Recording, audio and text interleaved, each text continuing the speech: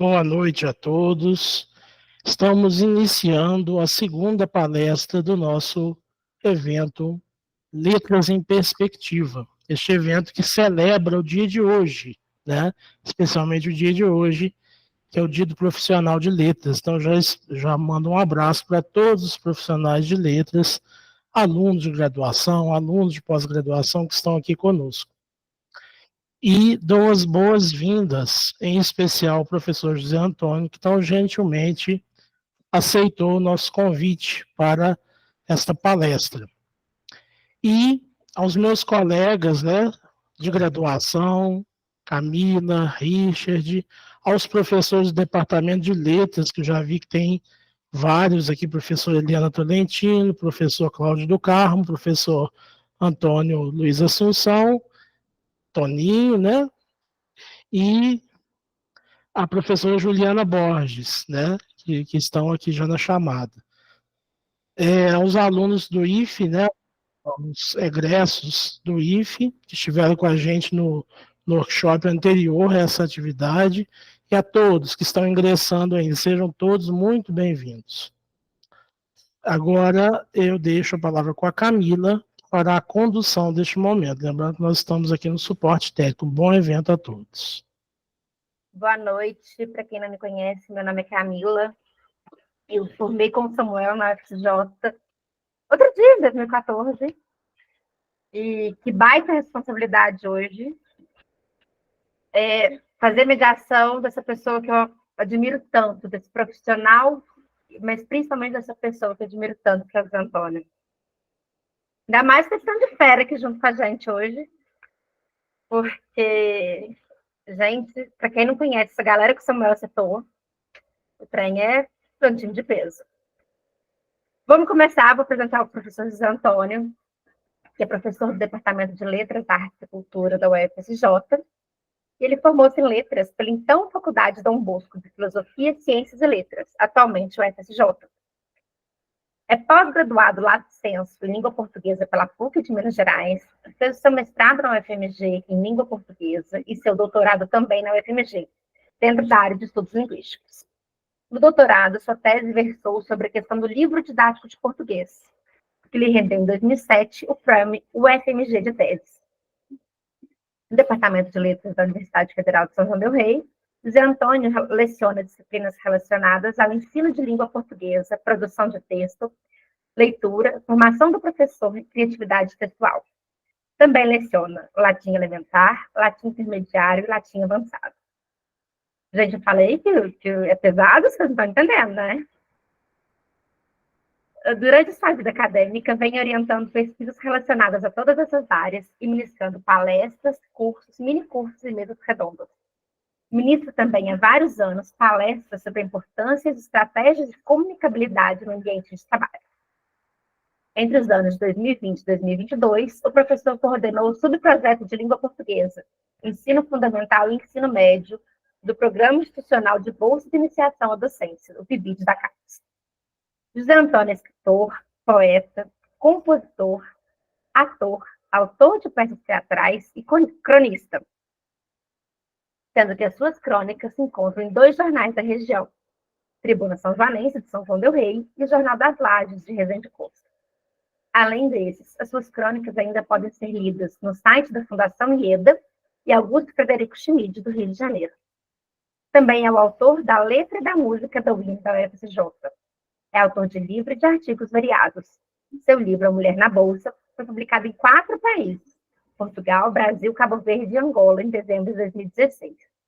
Em 2021, José Antônio lançou mais um livro, Motivos. E em 2024, publicou o livro Recitais. José Antônio, bem-vindo. É uma honra e um prazer gigante ter você aqui com a gente essa noite. A palavra é toda sua, fique à vontade. Obrigado, Camila. Obrigado pelas palavras carinhosas, tá? Muito obrigado. Prazer te rever também, né? Rever a todos aqui. Todo nosso. Obrigado. Agradeço, antes de começar, a organização do evento, na pessoa do Samuel, da Aldegan. Obrigado pelo convite, que me honrou muito e me deixou muito emocionado de fazer parte dessa constelação tão grande, né, de palestrantes, e eu aqui no meio deles e delas, né?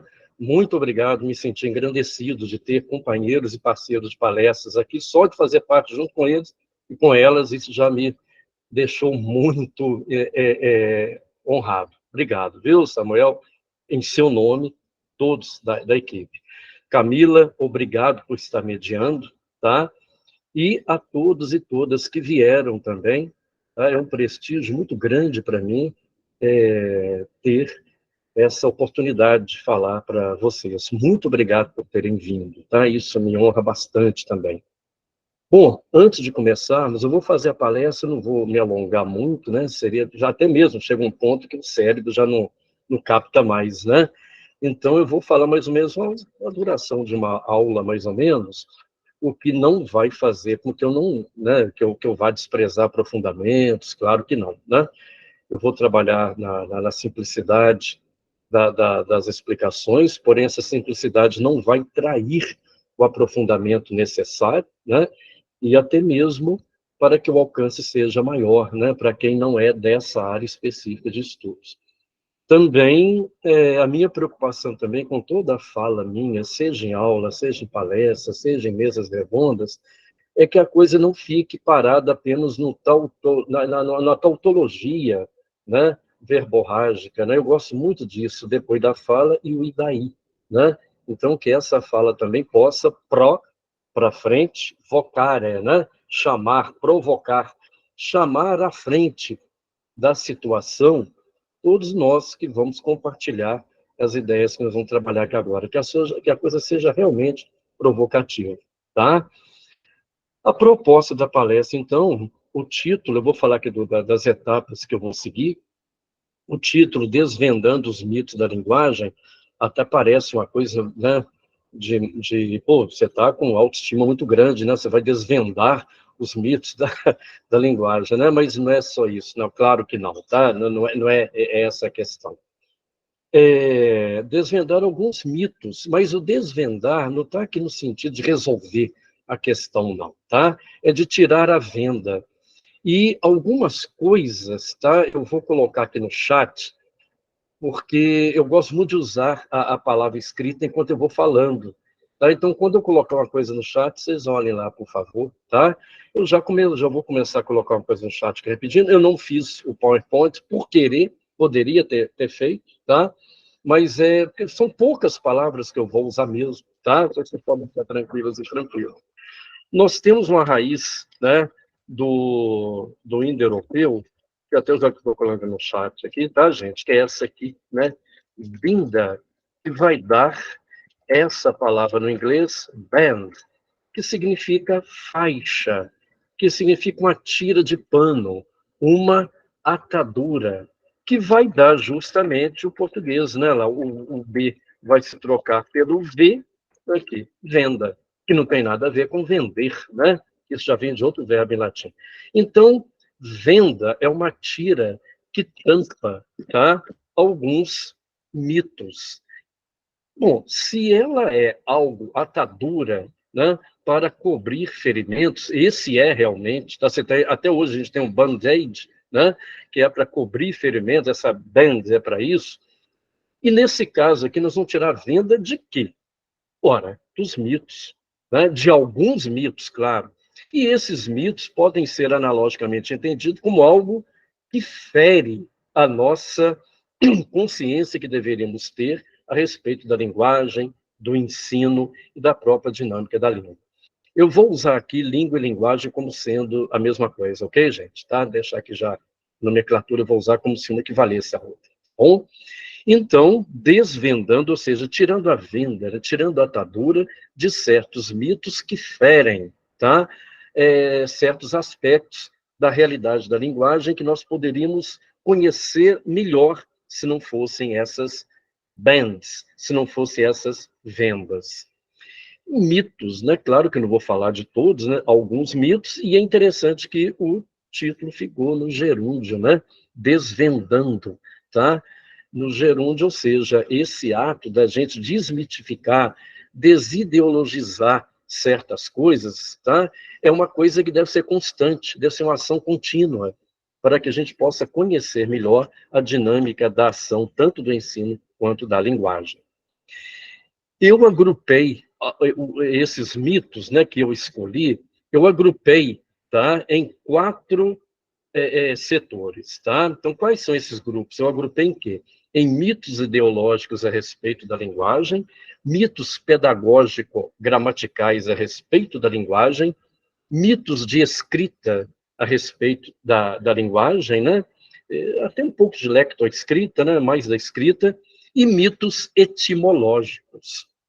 Então, esses mitos, eles então foram organizados, como eu disse aqui, tá? Em mitos ideológicos, mitos pedagógico-gramaticais, mitos de escrita e mitos etimológicos. Claro, né, gente, em cada um desses que eu vou falar, dentro de cada um desses grupos, a gente vai mostrar por que isso é mito, e em muitos deles eu vou sugerir, tá? Acenar para algumas possibilidades da gente desenvolver na nossa prática docente algumas ações que podem também propor posturas de desmitificação. E, claro, a gente tem que ter um cuidado muito grande, porque quando a gente vai desmitificar, a gente tem que ter um cuidado terrível de a gente não construir outros mitos, tá? E eu não sei se é realmente possível isso, você desmitificar sem construir outros mitos. Assim como não é possível você desideologizar sem estar dentro de uma ideologia, né? Então, essa cautela, essa ponderação, no sentido de que quaisquer que sejam esses mitos e ideologias, né, sobre os quais eu me apoio, a minha intenção é realmente tirar essa venda de algo que tem uma proposta, uma visão reducionista da linguagem e das nossas práticas de ensino. E, no fim, caso alguém se interesse, a gente abre um espaço, né, para a gente trocar ideias, tá? Para alguma pergunta que se fizer, alguma coisa que talvez eu tenha ficado aquém, alguma coisa que tenha ficado obscura, vocês podem ficar à vontade, tá bom? Ok, mito. A palavra mito, então, vem do latim mitos, tá? Que pode significar palavra. Mas mito, você tem logos também, pode significar palavra em grego, mas logos é palavra usada para estudar algo, tá? Logos. E você tem o mitos, que pode significar palavra em grego, pode significar algo que é narrado, uma narrativa. E todo mito, se a gente for voltar lá atrás, né? Todo mito é uma narrativa que busca sentido, que busca algum sentido para nos apaziguar frente a algo que é desconhecido, frente a algo que é novo, frente a algo que pode nos amedrontar. Então, desde Hesíodo até Mircea Eliade, tá? Em Mito e Realidade, né? O outro livro também, Aspectos do Mito, Roland Barthes em Mitologias também, sempre vão por esse viés, né? Do mito ser essa narrativa que busca um elo perdido entre o meu entendimento e algo novo que apareceu, e quando esse nexo não aparece, eu me sinto inseguro, agredido pela minha própria insegurança. O mito, então, procura fazer esse elo para me apaziguar frente ao desconhecido. E, por outro lado, se o mito faz esse apaziguamento, ele também acomoda. Porque a adesão ao mito não é pela evidência racional. A adesão ao mito é pela crença, tá? É pela emoção, é pela crença e muitas vezes pela visão reducionista.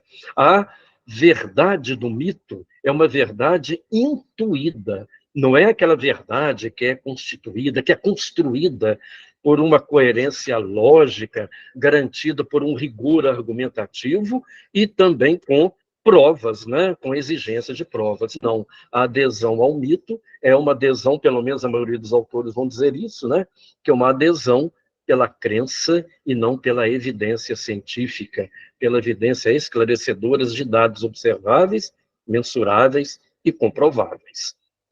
Ora, a consciência mítica, então, aparece comunitariamente, né? Eu costumo falar que os mitos, com o passar do tempo, eles desceram do Monte Olimpo e vieram morar dentro dos homens e das mulheres. Nós temos mitos dentro de nós, na psicanálise, na literatura, no nosso dia a dia, o mito está aí. E esse mito tem tentáculos, né, em toda a nossa cosmovisão, e nessa cosmovisão entra também a questão da linguagem, e por que não a questão da língua portuguesa. Logo, a consciência mítica é socialmente construída. Aí você monta, olha que interessante, essas sequências, você tem um mito criado numa coletividade, então a consciência é coletiva, a aceitação é tácita, tá? Não se questiona, tá? Por ela não ser questionável, vira então uma visão dogmática. Então, olha bem, minhas amigas e meus amigos, tá? O mito aparece como essa narrativa necessária para se entender algo que ainda não explica, tá? E é coletivo, é comunitário, a aceitação é tácita, vira algo dogmático, por isso, tá? Que a transgressão perturba. Transgredir o mito perturba, porque desestabiliza certos aspectos da gravitação social em torno de certos valores. Tá?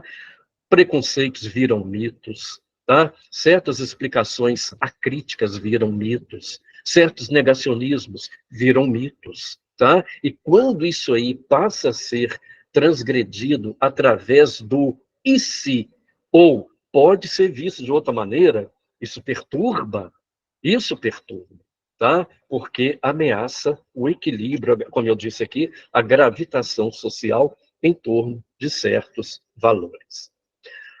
Sigamos o raciocínio, tá? Para entender um pouquinho mais do medo. A partir do momento em que, não o aparecimento da escrita, não, mas a partir do desenvolvimento da prática da escrita, o mito deixou de ser contado oralmente e passou a ser escrito. Aí já foi uma mudança radical, tá? Porque agora o mito não é aquela coisa feita, né? Online, né? Se a gente pode usar isso analogicamente naquele tempo, falado ali, tá? Contado, não. Ele passou a ser escrito.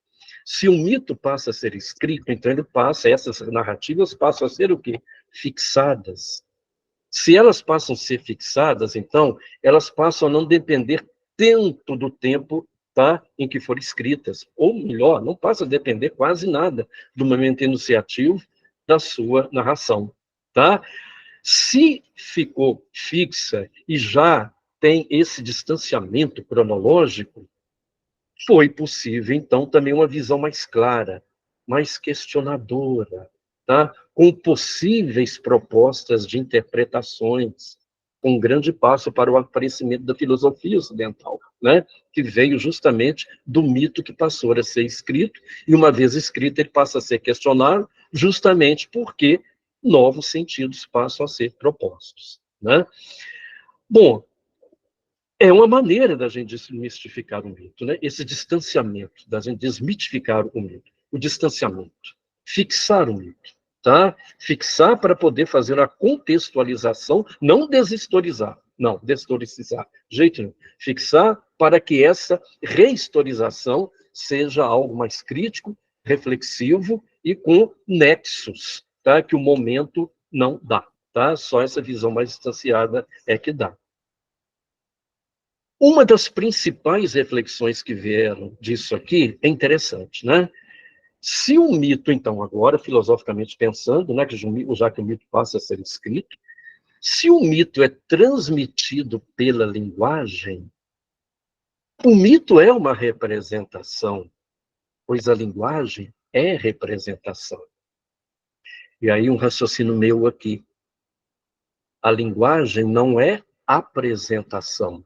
A linguagem é representação. Se A apresenta B, B vai estar lá.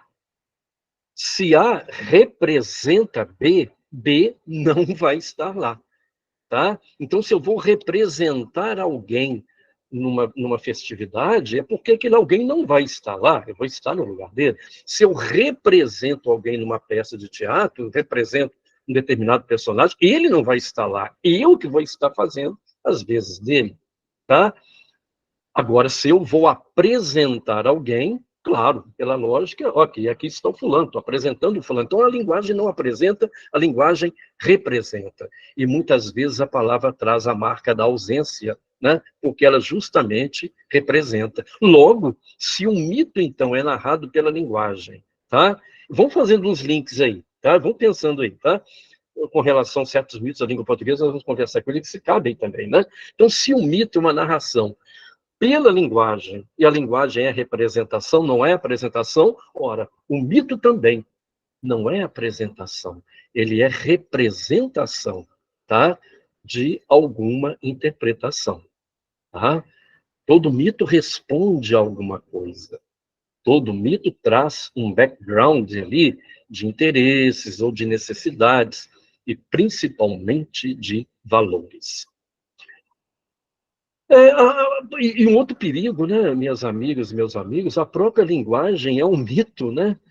Muitas e muitas vezes, quase sempre, né, o linguajar comum, nós temos essa ilusão de que nós conversamos na mesma base das mesmas referências, né? E não é, tá? Claro que não. Haja vista aí quando o peixe já coloca o jogo, né? Na análise automática do discurso, o jogo das imagens, né? Entre imagem, entra contexto, enunciação, porque nós estamos na base, a mesma base, radicalmente igual para todo mundo, de referências. Claro que não. E quando esse mito é levado às cegas, tá? A gente sempre tropeça e dá trombada na pragmática. Olha a linguagem do humor, né? A linguagem do humor é isso, né? Quando a base de referências é uma das possibilidades do humor, né? O Bergson vai colocar isso naquele ensaio dele, o riso, né? Que é automatismo, tá? A questão de também nós misturarmos scripts diferentes, o Bergson vai colocar isso, algum vai dizer Bergson, né? Outros Bergson, Le Rire, né? O riso, o ensaio sobre o riso. E uma das coisas que vão nos fazer rir é justamente isso, quando nós teimamos em manter uma referência, tá, significativa, quando o quadro daquela cena pede outro. É um dos motivos que leva ao riso. Tá? Bom, eu disse a você, agora eu vou retornar a esse negócio de mito, tá? Claro. Mitos sobre a linguagem. Como eu disse a vocês lá no comecinho, tá? Eu separei alguns mitos e os dividi em 4 grupos. Repetindo aqui, mitos ideológicos, né, a respeito da linguagem, mitos pedagógico-gramaticais a respeito da linguagem, mitos de escrita a respeito da linguagem e mitos etimológicos a respeito da linguagem. Comecemos, então, a falar sobre eles. Nós vamos começar pelos mitos ideológicos. Os mitos ideológicos. Primeiro, um deles. Eu sei que aqui, tá, gente, eu vou falar coisas aqui, todos nós já sabemos, tá? Muitas coisas a gente já sabe. Mas é interessante a gente voltar ao que sabe, para que a gente possa nos ressignificarmos. Porque senão a gente cai no comodismo de ficar sempre nos mesmos conceitos, né? Então é importante a gente sempre fazer uma reflectere, de ré para trás, e flectere, dobrar, numa reflexão. A gente se dobrar para aquilo que já passou, para que a gente possa garimpar coisas que talvez a gente não tenha pensado, ou para mesmo ressignificar coisas que a gente já sabe. Um dos mitos ideológicos da linguagem é que a língua portuguesa está em decadência. Todos nós aqui, ao trabalharmos em sala de aula, né, haja vista aí os mitos da linguagem, um livro bem interessante sobre isso, o preconceito linguístico, Marco Banho, a dramática da língua portuguesa, tudo vai falar sobre essa questão, né, que a língua portuguesa está em decadência e questionando isso aí.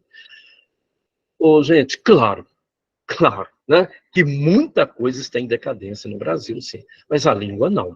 Tá? A língua não está em decadência. Se estivesse em decadência, os falantes também estariam, né? Estariam desaparecendo os falantes e a língua desapareceria. Se a língua estivesse em decadência, então ela estaria com deficiências, a nossa comunicação seria deficitária e a gente falaria as coisas pela metade. É claro que a língua, com o passar do tempo, ela progride, mas não no sentido de progresso, no sentido de desenvolvimento, no sentido de pior para melhor. É progressão. É movimento, é um caminhar com a história. E a história muda, claro, e a língua acompanha, tá? Então ela também muda muitas de suas configurações para adequabilidades a nossos processos enunciativos. Claro, processos é história. Claro que ela muda também. E aí, em sala de aula, é importante a gente sempre levar isso, né? No sentido de tirar a venda, essa primeira venda, né? O que é novo hoje? No léxico, na semântica, na formação de palavras, o que é novo hoje? Tá? O que deixou de ser usado? Por que deixou de ser usado? O que se perdeu quando deixou de ser usado? O que foi substituído depois que foi usado? Em morfossintaxe, né, uma das disciplinas que eu estou dando aqui, né, eu sempre falo isso quando eu vou ainda, né, a Greta interrompeu, quando eu vou trabalhar com processo de formação de palavras, olha bem, processo de formação de palavras.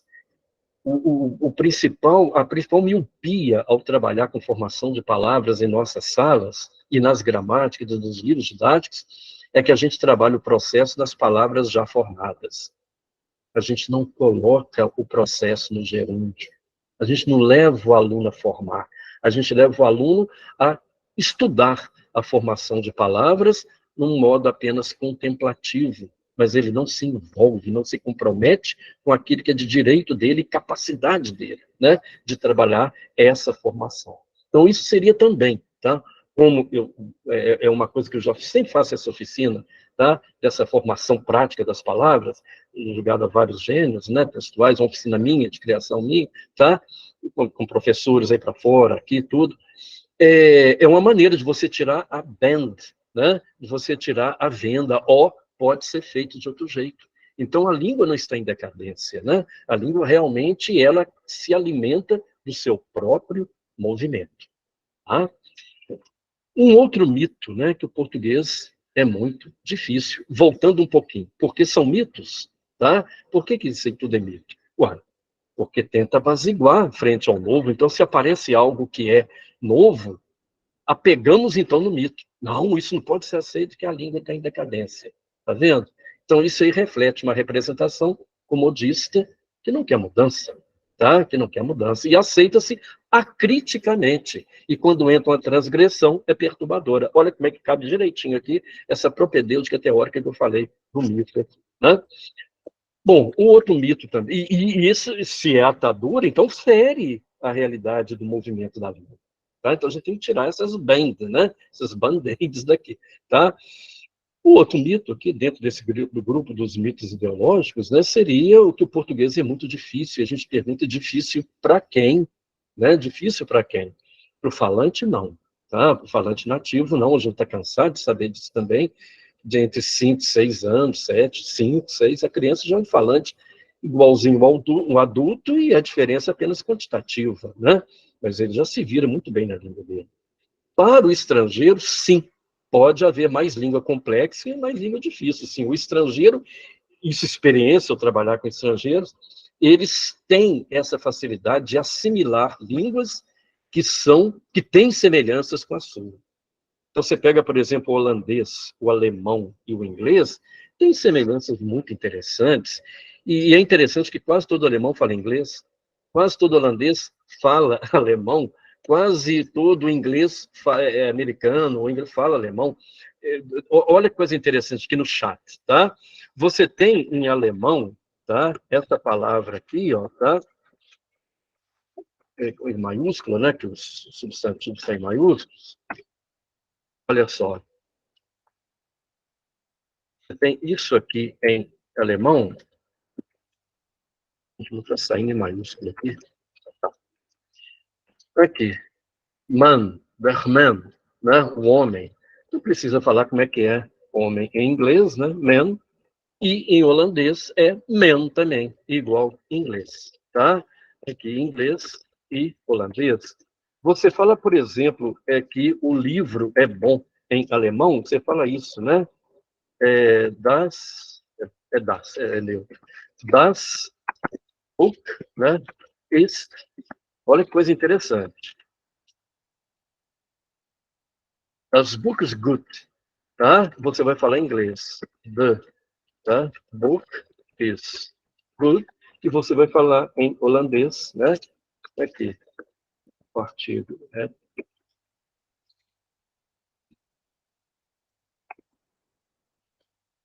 Olha a semelhança, tá? Olha a semelhança. Tá certo? E tantas outras que a gente podia ir aqui. Você vai para o português, né? Também a gente tem mais facilidade para assimilar o espanhol.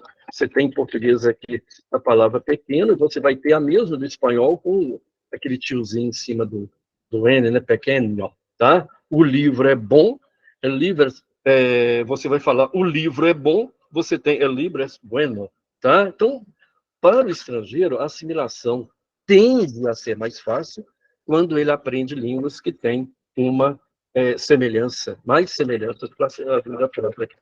Então, o português é difícil, a gente tem que perguntar para quem, né? E aí tem esse mito também, né? De falar que o português é difícil, justamente que português que é difícil, tá? Qual português? Qual o nível de português que é difícil? Aquele que está dentro de uma redoma e que uma determinada elite não quer que seja democratizado, que outras bocas falem também esse português, tá? Então ele fica naquela cripta, né? De nomenclatura, de regras e regras, e ele não é democratizado, e claro que ele fica difícil, e fica difícil também porque não dialoga, tá, com o nosso dia a dia, apenas em situações muito específicas. Então esse mito também responde, tá, a coisas que estão por trás, interesses que estão por trás. Uma vez eu fiz uma oficina, eu quis sair do lugar comum, tá? Eu costumo falar o seguinte, gente, saia da zona, eu falo isso muito em sala de aula, saia da zona de conforto. Se você ficar na zona de conforto, você vai morrer na zona do conforto, tá? No conforto da zona, tá? Vai ficar aquela bagunça que não vai deixar você andar, tá? Então, olha que vai acontecer uma coisa interessante, tá? Eu peguei o Chico Bento. Então, comecei com clichê.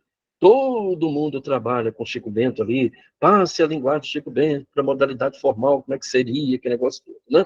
Aí estigmatiza cada vez mais. Eu pedi, então, para o pessoal passar. Eu dei um texto formal e falei, passe para a linguagem de Chico Bento. Tá? Quase ninguém conhecia, ninguém mexeu no texto, tá certo? Quase ninguém mexeu no texto. E a gente pergunta, o dele também é difícil? Tá? Então, são coisas para a gente pensar. Por que é difícil? As razões são as mesmas por ser difícil? Tá? São coisas que a gente deve misturar, fazer com que se comprometam, tá? Para que a coisa ganhe um outro caminho. Então, isso fere também, né? É uma maneira de nos acomodarmos a um tipo, né, de linguagem que não é importante, não é interessante que seja democratizado. Um terceiro mito ideológico, a língua reflete o mundo como ele realmente é. Ele já bate com aquele primeiro, né? A língua não reflete o mundo da maneira como o mundo é. A própria palavra mundo, né? A própria palavra mundo, se você pega o Evangelho, vai lá no Evangelho de São Mateus, capítulo 5, versículo 8, no Sermão da Montanha, coloca-se a seguinte coisa lá, em latim, Beati mundo corde, quia ipsum videmus, ou seja, felizes, abençoados, felizes os puros de coração, pois eles verão a Deus. Tá, guarda isso aí, né? Beati mundo corde, bem-aventurados os limpos de coração, os puros de coração. Aí você vai para o inglês, Matthews também, né? 5:8, tá? Blessed are the pure in heart. Opa, apareceu pure, tá? In heart. So they will see God, tá? Estranho. Apareceu um mundo ali, tá? Em latim, tá? A gente fala felizes, abençoados, em inglês a gente fala blessed, mas o pure está ali. Na verdade, para a palavra mundo, em latim, mundus, é adjetivo, não é cosmos. A palavra mundus, munda, mundum, né, tá? É adjetivo, significa limpo. Tanto é que algo que está sujo nega o limpo, nega o mundo. Então, o que é? Imundo. Tá? Imundo, tá? Mas essa pureza pede organização, por extensão semântica, a coisa passa a significar mundo também, né? Ou seja, ao contrário de caos, a coisa organizada, a coisa limpa, uma organização limpa, por extensão, passou a ser isso, tá? Então, para o latim, tá? Mundo é esse tipo de organização, mas se você pega em inglês world, tá? Que é o mundo, vem lá do inglês arcaico, world, que vai significar o quê? Existência humana na Terra. Olha que coisa interessante, né? Então, a mesma realidade é representada por aspectos diferentes, e geralmente a linguagem elege, né? E ali, numa ação quase que metonímica, ou uma sinédoque, né? Mais que metonímica, mais uma sinédoque, tá? Representa ali o todo por aquela parte. Você pega, por exemplo, menina, ou menino, o do latim, tá? Você pega a garota aqui, ó, tá? Pega a garota, tá? É ela, tá? Mas para o português, menina, tá? Vem do latim min, que é uma raiz indo-europeia que significa pequeno, daí que vem mínimo, tá? Minimizar, minúsculo, ministro, vem tudo daí. Tem uma ação menor do que a de um presidente. Então, min, tá? Que vai dar o quê? Menina, ou seja, pequena, tá? Ao passo que para o inglês, girl, vem de girle, tá? Que no inglês medieval significa o quê? Qualquer pessoa que seja jovem. Tá? Olha que coisa interessante. Tá? Então, a mesma realidade baseada, tá, em aspectos diferentes. Você pega, por exemplo, o exemplo que eu dou em sala de aula, e esses exemplos que eu estou vendo aqui, que eu estou vendo com vocês, são coisas que podem ser trabalhadas, sim, de uma maneira lúdica, de uma maneira inteligente, de uma maneira provocativa, para mostrar, tá, que esse mito que a realidade é um decalque, a linguagem é um decalque da realidade, isso não existe, né? Entre a minha boca e a sua orelha, tá? Muita coisa acontece aqui para que o sentido seja construído.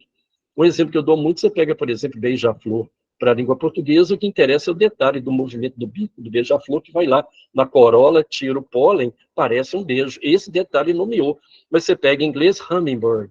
Hummingbird é pássaro que zumbi. Para o inglês, o detalhe que a nomeação se apoiou foi o barulho das asas, né? Um outro exemplo interessante para a gente fechar esse mito aqui, você tem, por exemplo, a palavra bear em inglês. Olha que coisa curiosa. Bear, em inglês, significa urso, tá? Urso. E ele vem do inglês também arcaico, bera. Sabe o que significa? Aquele que é marrom, tá? Bera, tá? Aquele que é marrom, vai dar o bear. Em alemão, tá? O urso é bar, tá? B-A, com o trema em cima do A e R, né? Bar. Já está ligado à bravura. Já está ligado à bravura. Por isso que muitas vezes o urso está ligado.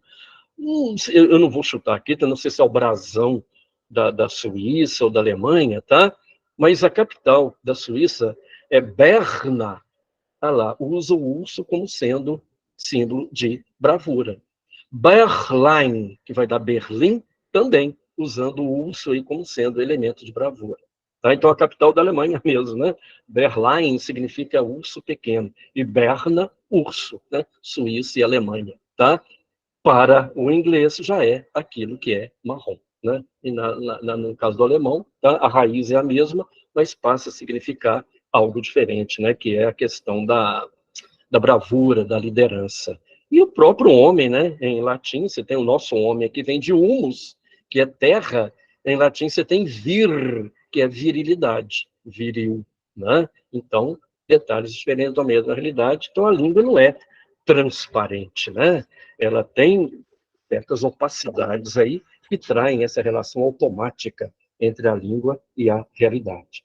Um outro mito interessante é que o Brasil tem uma só língua. É interessante pensar nisso, que é um outro mito também, porque isso aí faz com que também haja um apaziguamento de pensar que apenas o português, tá, deve ser exclusivamente conhecido, não sofre influência de ninguém, tá? 180 línguas em 225 etnias aproximadamente a gente tem, fora as 1.000 e tantas que foram perdidas, né? E aí é interessante, das que restam, não só indígenas, né, mas das que restam, tá? A gente seria uma maneira de desmistificar isso também, né? As interfaces entre léxicos diferentes, influências linguísticas, tá? Por que que algumas foram extintas? O que de cultura foi embora com isso? O que da nossa língua portuguesa, nas suas variedades diferentes, tem de cultural e que deve ser também mantido ao respeitar a flexibilidade linguística, porque quando a gente elege apenas uma só em detrimento das outras, o que de cultura se perde aí? O que de visão de mundo se perde aí? Então, isso não acontece não é só entre uma língua e outra, não. É dentro da própria língua. Tá? A gente perde a riqueza da flexibilidade de visão de mundo, tá? De interpretação, de representações culturais, tá? De visões ideológicas, quando a gente também despreza as outras variedades dentro de uma mesma língua. É um mito, sim, porque nos cega a criticamente as coisas que podem ser provadas por uma adesão racional. Tá? Um outro mito é que o português tem uma unidade linguística. Como que a gente desmitifica isso, né? Eu costumo falar, eu gosto muito de trabalhar essa diferença, tá? O português tem uma unidade linguística. Podemos aceitar isso? Sim e não, tá? Quando que a gente não deve aceitar isso? Ou melhor, quando a gente deve aceitar? Tá? Tudo bem, tá? Milton Nascimento já vai dizer que Minas são muitas, no português também são vários, né? Mas dentro do Brasil nós temos uma unidade, como qualquer língua. Tá, mas quando é que a gente deve ter um pé atrás para falar, tá, que o português tem uma unidade linguística? A partir do momento que a gente não confunda unidade com homogeneidade. A homogeneidade enfraquece. Por que a gente envelhece? Porque as nossas células vão se repetindo, vão se reproduzindo, sempre, até a gente envelhecer. Vai tirando xerox, de xerox, xerox, do mesmo xerox. Vai fazendo clone, do clone, do clone, do clone, do clone. A heterogeneidade é que dá vida à unidade. A unidade tem que ter interação, tem que ter dialética, tem que ter diálogo, tem que ter diferença. A identidade é marcada pela diferença. Tá? Então, isso aí também é um mito que cega também, tá? A necessidade da diferença, do diálogo e da alteridade. Tá? Aí já Lacan já coloca isso, né, que o outro que me constitui, tá? Já até virou clichê, lugar comum, mas isso com a língua também. Né? O dialogismo é importantíssimo, justamente que as diferenças elas se complementam. Essa síntese dialética é importantíssima, tá? Para que a linguagem se mantenha viva, atuante e caminhando. Toda língua tem suas variações. Eu costumo falar de 5 variações, diacrônicas, diatópicas, diastráticas, diafásicas e diamésicas. Toda língua varia com o passar do tempo, claro, e é importante, tá vendo?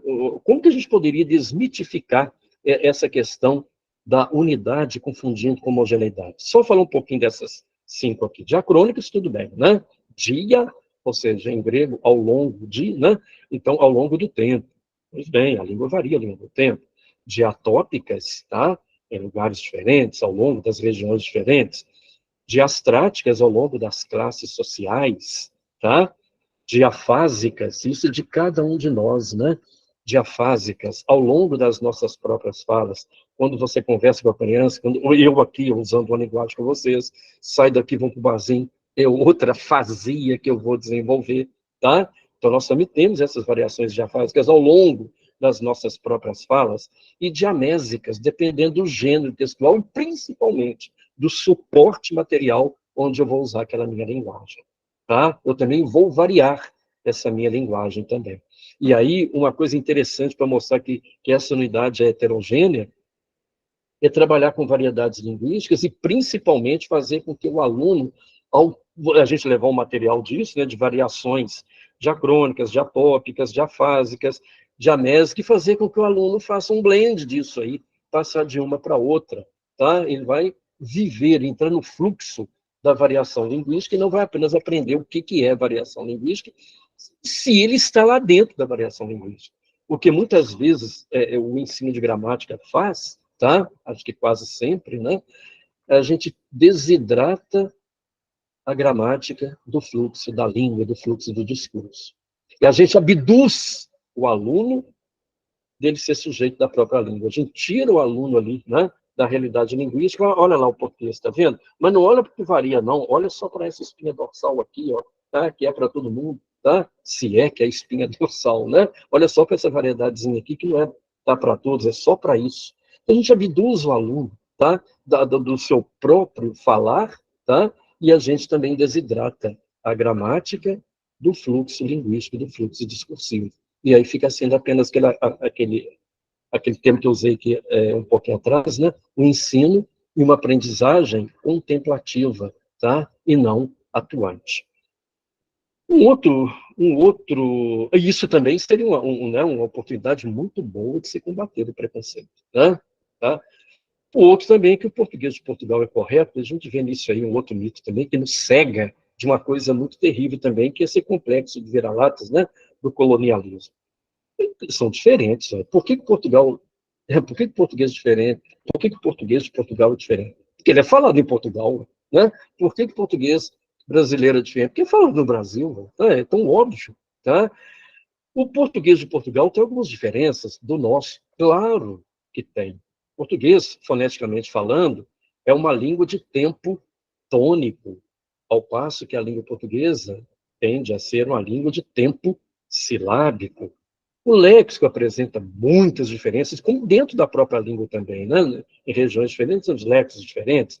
Semântica muda para certas coisas, a sintaxe mais proclítico, tá? O outro não tão proclítico como o nosso. Diferenças que atendem às demandas onde isso é falado. E diferença não é deficiência. Diferença não é deficiência. Tá? Diferença é heterogeneidade. Cabe a nós, ao trabalharmos com isso, alguns elos que não acomodem, mas que nos provoquem a ver a coisa diferente. Esses 6 mitos aí são os que eu escolhi aqui para os mitos ideológicos. Segundo grupo dos mitos pedagógico-gramaticais. Tá? Um mito que aparece lá, tá? Para a gente acomodar também a não tentar o novo, porque o novo perturba. O novo perturba, né? Então, vamos nos acomodar a esse mito aqui também, tá? Para que as coisas fiquem... Esse dos pedagógicos gramaticais. Os escritores são a nossa referência linguística. Devemos escrever como os escritores. Aí a gente fica uma coisa, você vê certas bizarrices, né, nesse mito. Primeiro, você pega uma gramática, uma didática, mas é gramática. Os defuntos é que falam, né? Tem pouca gente viva ali servindo de exemplo, tá? Os mortos falam mais que eu vi. Você vê um obituário linguístico ali, tá? Um cemitério linguístico. Outra coisa também, a gente usa a linguagem poética, literária mesmo, querendo ser literário, em situações muito específicas. No nosso dia a dia, você não vai no salão cortar o cabelo, vai falar com a cabeleireira: oh, eu quero aqui aparar as cachoeiras que caem pelos meus ombros da minha máquina de pensar. Não vai falar isso, vai te internar. A gente não usa a linguagem poética, no sentido estrito da palavra, no nosso dia a dia, então como isso pode ser uma referência para o nosso linguajar cotidiano. E outra bizarrice também de se pensar nesse tipo de mito, os próprios escritores, eles mesmos, são os que mais rompem com o idioma. São eles os que mais rompem com o idioma, tá certo? Poesia não combina com previsível, não combina com camisa de força, mesmo que seja do código. Né? Como já dizia Mayakovsky, não, um lugar comum também, o poeta é aquele que cria sua própria poética, né? Poieses em grego é fazer, tá? Fazer, então cabe a mim não repetir moldes, né? Mas cabe a mim romper com certas coisas. E numa linguagem cotidiana isso é impraticável. A gente conversar literariamente, poeticamente, lá o Orlando vai colocar no discurso lúdico, né? Se aí o texto é aberto, como é que a gente vai chegar num lugar comum, numa comunicação diária, conversando poeticamente? Tá certo? Então, tá? É um tipo de mito que nos cega, tá? Que também que nos cega a criar, tá? Nos cega a assumir o nosso lugar de fala, tá certo? Eu vou dar um exemplo que tem a ver, tá? Que tem a ver, mas é mais com literatura do que com a língua. Porque me ocorreu esse caso aqui agora, tá? Quando eu estava fazendo doutorado, vendo aqueles livros didáticos, aí tinha lá textos literários. Aí tinha lá o texto do Djavan, era um texto sobre o amor. Aí está lá, né? Faltando um pedaço. O amor é um grande laço, um passo para a agonia, um novo correr do ciclo. Aí depois vem um texto, tudo da mesma unidade. Aí vem o texto do Drummond. O amor bate na porta, o amor bate na horta, tá vendo? O Drummond a falar, tá? Depois Vinícius de Moraes, soneto de fidelidade, tudo amor, tá? Flaubert espanca, vem falando de amor. Aí tá, aí vem as perguntas, né, que negócio todo, e fala assim, e você, tá? Faça o seu texto sobre o amor. Meu Deus, depois do Vinícius de Moraes, depois do Drummond, depois, o que eu vou colocar aqui, tá? Depois dessa turma toda, tá? Que o ideal seria você fazer, depois conhecer os outros, não se intimidar e ver o que deles tem em comum, o que deles andou mais do que o seu, o que o seu precisa, o que o seu disse que o outro não deu. Tá vendo? Então, quando já coloca, e eu faço a diferença, isso é uma diferença minha, tá, gente? Tá? Entre molde e modelo. Tá? Entre molde e modelo. Então, apresenta a coisa como sendo molde. Se você não escrever dentro daquele molde, tá? Você não sabe falar português. Aí vão tirar da tumba, tirando pessoa, né? Provela espanca, tá? E é terrível, tá? A coisa é terrível. Outra, tá? Uma coisa bem importante também, um outro mito disso aí também, é que só um pouquinho aqui, gente. Tá. O outro mito disso é que estudar a língua é estudar a sua gramática. Também, né? Também. Mas ao estudar a língua, a gente tem também o léxico, a textualização, o espaço de circulação, tá? Dessa língua, dessa gramática que vai funcionar, as variedades linguísticas e principalmente algo que está muito esquecido, que é a retórica, tá? A retórica ganhou aí, tá, um nome de argumentação. Que bom que isso aí está sendo feito, que ótimo, e tem que ser, porque se eu abro a boca para falar, eu já estou argumentando, mesmo quando eu fico quieto, estou argumentando, tá? Mas a retórica é um olhar crítico, reflexivo e experimental frente às coisas que a gente escreve. Isso tinha que ser recuperado, não nos moldes clássicos, greco-latinos, não, mas na consciência, tá? Reflexiva e até mesmo, tá? Da gente ser abusado com aquilo que a gente escreve. Eu me lembro quando, na retórica do Aristóteles, a nova retórica do Roland Barthes, tá? Ele vai colocar uma coisa bem interessante, né? Que no projeto retórico você tem, antes de eu falar, pois não, Camila? Desculpa, só para te avisar, são 8h27. Oi? São 8h27 e a gente tem uma pergunta já no chat, tá? Ah, tá. Obrigado, Camila. Obrigada. Obrigado.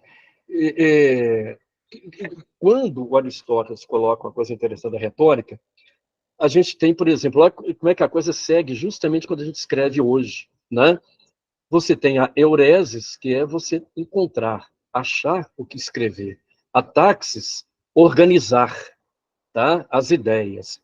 O lexis é você não ornamentar, mas enriquecer as ideias com provas, exemplos, com analogias, tá? Com raciocínios que dialogam com aquilo. Hipocrisis, tá? Seria você representar, ou seja, você agir, tá? Na retórica falada, mas na escrita é quando você mexe com o movimento da frase. Qual que fica melhor? Essa subordinada interrompendo a principal, ou a principal vem depois da subordinada, ou eu começo com a reduzida de gerúndio. É mexer no texto. E a mneme, que é a memória, né? É a gente se apoiar também na nossa biblioteca interna, seja ela de conhecimentos, de observação ou de leituras, tá? E aí, infelizmente, já caindo no outro mito aqui, que é da leitura e da escrita, tá? Criam-se, então, receitas para escrever, né? Receitas para escrever, geralmente elas são mais quantitativas, elas são mais imediatistas, eu vou entrar nessa categoria mesmo. O penúltimo mito, tá? Pedagógico, gramatical, estudar a gramática é chato. Eu acho que isso nem é mito, isso é um truísmo, né? Da maneira como é feita, é verdade mesmo, tá? Seria verdade, é chato. E o que é chato? Por que é chato? Primeiro que não faz nexo com aquilo, tá? Que a gente vai usar, tá? Se não faz nexo, não tem relevância. E latim chato vem de platus, que significa justamente isso, algo achatado, sem relevo. As coisas chatas não têm relevo, tá? Elas não têm variação, tá certo? Então, eu acredito que o mito que está por trás disso aí, tá? É chato, faz a coisa ficar chata, justamente porque não aparecem aqui movimentos para a gente pensar e fazer diferente. O último grupo aqui dos mitos de escrita, ler leva a escrever. Basta você ler que você vai escrever, tá certo? Não necessariamente, né? Tem gente que é leitor compulsivo e não escreve, tá? Ler é você obter conhecimento de alguma coisa, mas escrever é você interferir no estado de coisas. Eu costumo falar, ler não necessariamente leva a escrever, mas se você opta por escrever, você tem que ler. Ler o escrito e a escrita, tá? Ler o produto e o processo. Aí sim, tá? Você tem que ter essa leitura bidirecionada e integrada para que você possa escrever. Então, não é ler, falar, mas ele lê tanto, como é que não escreve nada? Tá? Porque é a leitura de quem escreve, tá, gente? É uma leitura mais comprometida com a maneira de escrever daquilo que foi escrito. Um outro, o último mito aqui de escrita, tá? São essas fórmulas de redação. Basta você seguir essa fórmula, você vai escrever bem. Tudo bem, existem essas fórmulas. Você preenche certas lacunas ali, tira 1000, tira 900 no Enem, todo mundo alegre, feliz, faz a festa, passou. Tá, ok, serviu para isso. Tá? Serviu para isso. Tem lá a sua utilidade ali. Mas são apenas imediatistas, resultados quantitativos, engessamento de maneiras de escrever. E outra coisa, nenhum gênero textual, até a redação escolar, que é um gênero textual, nenhum gênero é ahistórico, não. O gênero muda, tá? O gênero também muda, tá certo? E aí eu fico pensando, desenvolve-se, tá, um bom candidato, mas desenvolve-se um bom autor.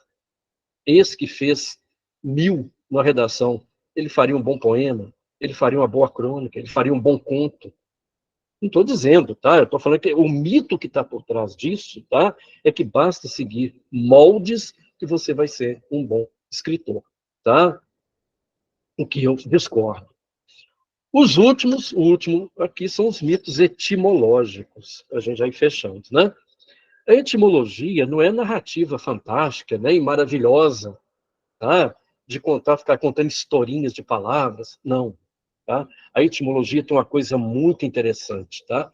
Apesar dela servir de base para outras ciências também, porque ela é uma ciência, tem o seu corpo, tem a sua metodologia, tem seus dados, tem a sua verificabilidade, tem a sua documentação, ela é uma ciência. Tá? Por outro lado, também, ela serve de base para outros campos de conhecimento, e a etimologia me é muito cara, tá? Porque ela nos dá parâmetros conceituais e práticos. Pararam para pensar numa coisa? Você ensina e aprende. Em várias palestras eu falo isso. O verbo aprender vem do latim apprehendere, que significa reter. Você, pô, mas reter? Mas o que é reter? Reter vem do latim também, retes, que é rede em latim. E rede o que é? Conexão. A rede é formada por conexões. Então aprender é colocar em rede. Esse conteúdo forma uma rede com outros conteúdos, com o meu uso fora da escola. Está vendo como é que a etimologia, muitas vezes, sim, ela nos faz recuperar certas orientações que se perderam com o tempo e algumas práticas e mesmo algumas teorias ficam cegas naquilo que propõem. Tá? Então, é uma ciência extremamente séria, que deve ser conhecida e desenvolvida. E por causa dela, agora aqui sim, tá? Alguns exemplos que eu vou dar aqui, porque é um mito também, né? Transformar a etimologia em histórias engraçadas, lúdicas e falsas, e muitas vezes mentirosas, como o caso do forró, né? Que eles vão falar que os ingleses estavam construindo lá nas suas primeiras ferrovias, colocaram uma plaquinha lá, o pessoal dançar for all, para todos. O pessoal falava forró. Assim, prêmio de criatividade, né? O pessoal que inventa isso. Mas, na verdade, vem de faux bourdon, em francês. Faux é falso e bourdon é drone. Não o aparelho, mas o drone é abelha mesmo. Então, é aquele som repetitivo que faz você, tá? Falsear o pé enquanto dança. O furbo-dom vai dar forró-bodó, que vai uma redução de um forró, tá? E não o for-all. Você tem gringo, que veio do inglês, green, gold, eu falei, nada, tá? E que as pessoas Quando não entendiam, então falava em espanhol, tá? Justamente na Espanha. Isso para mim é grego, tá? Que vai dar o gringo. Floresta, porque tem muita flor. Gente, floresta vem do latim forestem silvam. Esse forest está ligado a aquilo que é de fora da comunidade. E silva, em latim, é selva.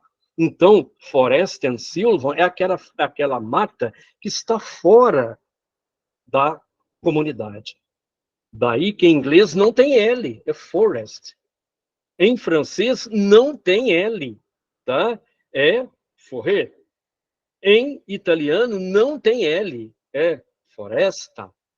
O nosso que apareceu esse L aí, também não está ligado à flor, tá? Talvez no desenvolvimento semântico, morfossemântico da palavra, esse L entrou aí, talvez com a relação com flor. Mas não é floresta o lugar que tem muita flor. O outro também, né, gente? Havia um imperador em Roma chamado César. Quando ele foi nascer, a mãe dele não teve passagem, então teve que abrir a barriga para tirar. Por isso que a operação ficou chamada de cesariana, porque foi a maneira do César nascer. Nada disso, tá? Cesariana vem de cedere, que significa cortar. Cedere, que vai dar scissor, em inglês, scissors, tesoura, que vai dar ciseau, em francês, que é tesoura, que vai dar char, em holandês, que é tesoura, e cher, em alemão, que é tesoura também. Então, cortar, cisão, tá vendo? Vem tudo de cedere, tá? O César mesmo, o cara, a pessoa, tá? Vem de cesáreas, que significa cabeleira, em latim. São homônimos, tá? Ele tinha uma cabeleira vasta, loura ou ruiva, não sei, tá? Daí o apelido dele de ser disso aí. Se você acha isso, até no livro que eu tenho aqui, A História Secreta de Roma, né? Coitado, o coitado, né? Ele sofre uma coita, meu Deus, sofre o coito, meu Deus, tá? Coitado vem do verbo coactus, que é coagir. Então, o coitado é aquele que é coagido, é aquele que sofre porque está sendo forçado a alguma coisa, tá? A coita amorosa, muitas vezes, seria se você está forçado, sofrendo, coagido por uma paixão, por um amor. Né? Então, coitado, tá? Disso aí. Você tem um mulato, tá mulato, tá vendo? É racismo, tá ligado à pessoa que é. Nada, gente. O mulato, você tem tudo bem, tá? Eu vou explicar o mulato do animal. Você tem o gado mu, que são as mulas, os burros. E você tem mulo e mula, tá? E em francês, o diminutivo de mula é mulher, que vai dar mulata. Mas isso é um animal. Mas o mulato mesmo, no sentido étnico, ele veio de uma palavra que designava o hibridismo, tá? O hibridismo aqui entre o mestiço de árabe e europeu, moualat, que vai dar um mulato. Então, não tem nada a ver com a cor da mula. Pelo amor, a pessoa inventa certas coisas aí que acaba virando, né, uma coisa bem complicada. E, por fim, para a gente fechar aqui, enfesado. Tá? É aquele, né, que carregava no tempo dos escravos aqui no Brasil, ele passava nas casas dos senhores para recolher, que não tinha esgoto, as fezes ali daquela semana e carregava para jogar no mar, e as fezes corriam neles e ficavam enfesados. Não, enfesados vem lá, sim, de infensare, que significa, daí que vem ofender, ofensare, que é você ter o quê? Raiva do outro, você ter hostilidade contra alguém. E tanto é que em latim, fezes não tem nada a ver, é fex, F-A-X, né? Fex, que não tem nada a ver com infensare, tá? São outras coisas. Então, a etimologia, tá, gente, quando ela é estudada de maneira incorreta, fantasiosa, acrítica, ela cria certos mitos que podem nos levar a certos conceitos míopes, práticas míopes e até mesmo certas injustiças, né, na nossa comunicação.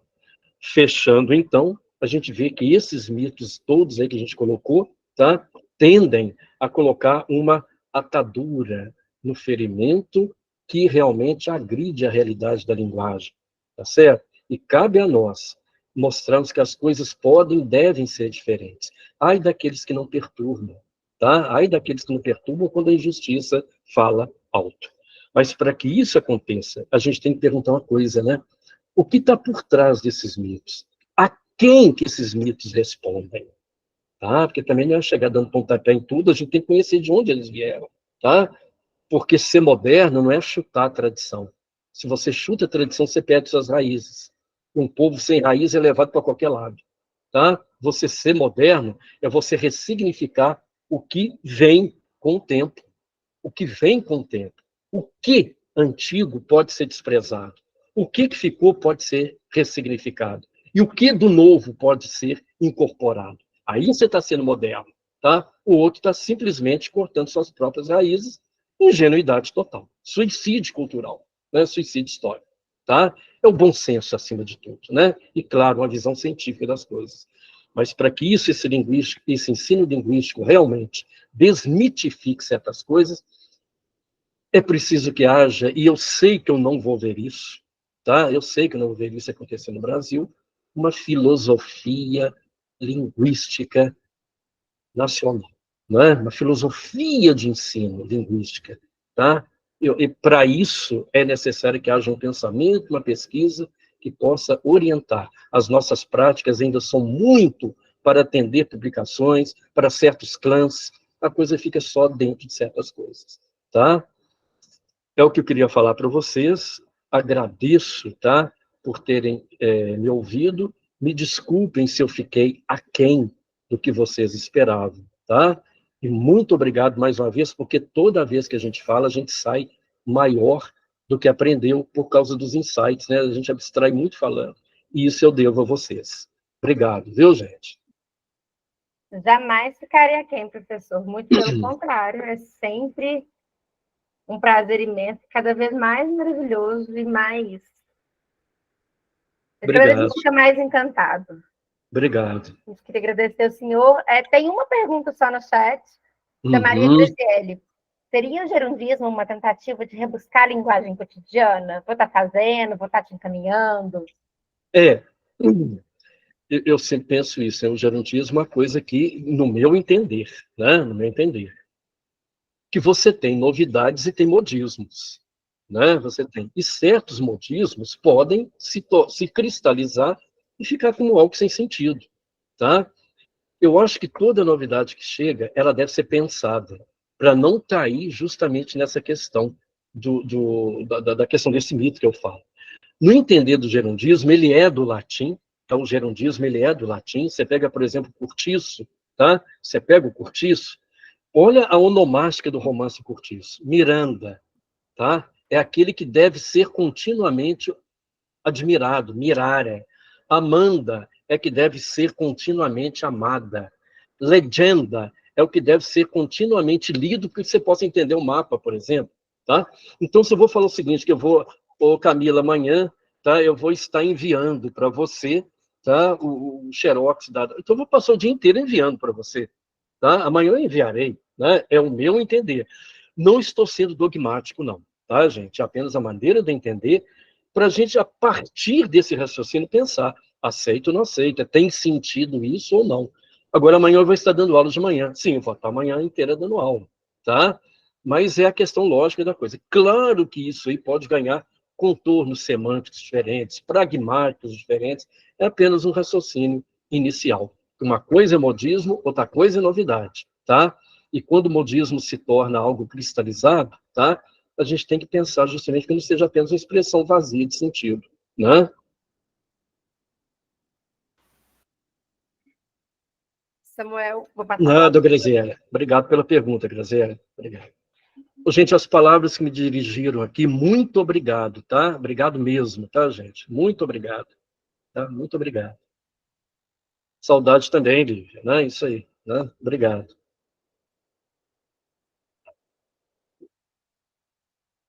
O Samuel ia fazer a ferramenta, mas eu acho que ele caiu. Obrigado, gente. Oi? Obrigada, professor Cláudio. Obrigado. Ô, Elaine, eu posso te indicar depois, tá? Algum material disso, tá bom? Eu passo, sim. Gente, meus colegas, minhas colegas de departamento aqui, que alguns anos já, muito obrigado pelo carinho, e vocês estando aqui me deixaram, vocês estando aqui, tá, isso me deixou muito confortável e ao mesmo tempo nervoso, né? Tá? né, que são pares meus aqui, né, são pessoas com autoconhecimento, tá? Isso aí são pessoas com quem tenho uma interlocução, tanto pessoal, como profissional, como acadêmica, muito boa. Então, isso aí me deixou muito feliz também pela presença, tá? Dos meus colegas e amigos, claro, tá? E de todos e todas aqui. Gostaria, então, de agradecer ao José Antônio, né, pelo aceite do convite, por palavras tão sábias, tão esclarecedoras, e que saudade de ouvi-lo, né, em sala de aula, de ouvi-lo em palestras, dos seus livros também, né, do qual eu pude ir a lançamentos, de lê-los, que saudade de tudo isso. Então, agradeço. E hoje eu estava relembrando, né, do nosso dia do profissional de letras, estava relembrando aqui a epígrafe que eu coloquei no meu TCC, né, trazendo Guimarães Rosa, que toda língua é rastro de velhos mistérios, né? Então seremos nós, profissionais das letras, eternos investigadores, né? Investigadores da linguagem, do sentido, né? Gostaria, então, de aproveitar nesse agradecimento, de parabenizar a todos os profissionais, todos que estão aqui nessa chamada, todos que verão também este material gravado depois.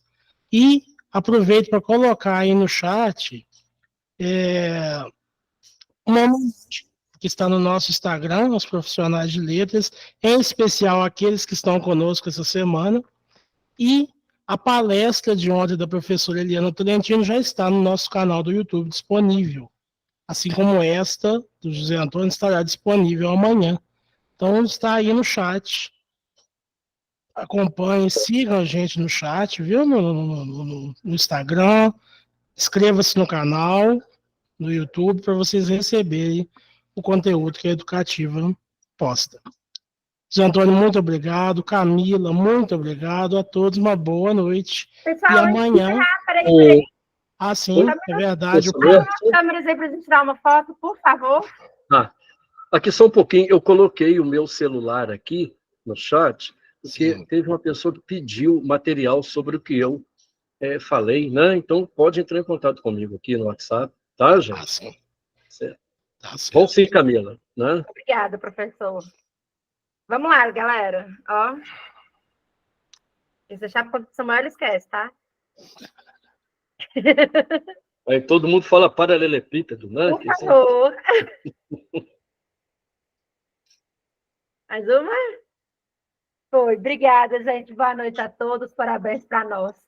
Isso aí. Tchau, um beijo para todo mundo. Obrigado, viu, gente? Obrigado. Tchau. Dá licença de sair. Tchau.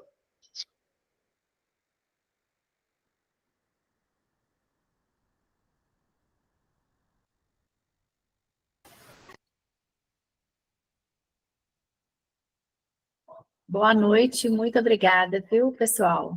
Boa Muito noite, bom. Eunice. Um abraço, com Deus. Um abraço, você também, fica com Deus.